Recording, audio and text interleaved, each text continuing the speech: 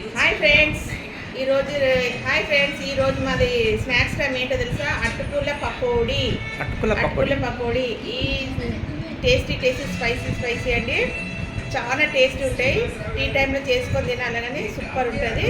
చేసుకొని తినండి. ఈ వీడియో కావాలంటే లింక్ పెట్టాను చూడండి. చాలా బాగుంది చూడండి. చెప్తుంటే నోరు ఊరుతుంది.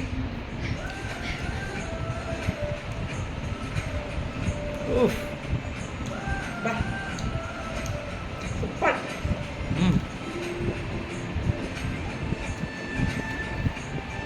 క్రిస్పీయా?